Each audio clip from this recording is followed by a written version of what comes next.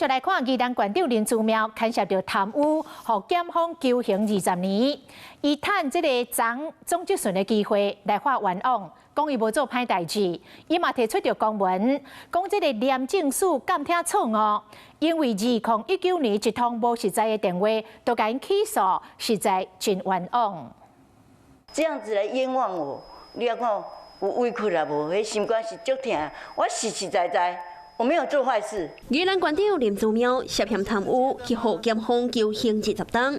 张县长施政院总执行，已强调几礼拜含县府团队忙去互冤枉，一通不实的电话就甲因起诉。这个文出来讲哦，这通电话因听了无清楚，你听了无清楚，你袂使用这通电话来讲起诉啊。 其实我相信说，真的很冤枉啊！提出公文批评检廉行政监听错误，主要是来自2019年一通电话。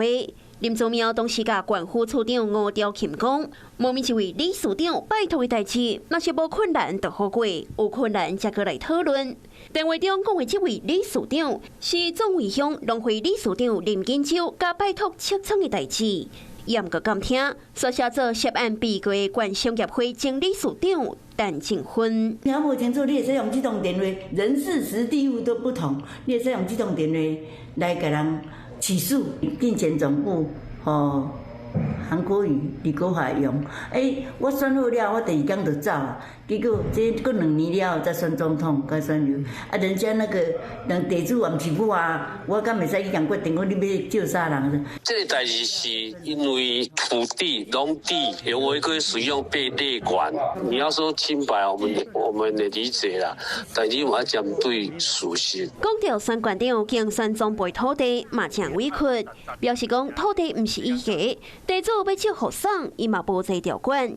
毕竟红求刑20档，实在伤过沉重。林姿妙伫总执行大声发冤枉。Hello， 我是郑雅芳。想要抢先掌握最及时的新闻资讯吗？赶快订阅、按赞、开启小铃铛，锁定华视新闻 YouTube 频道。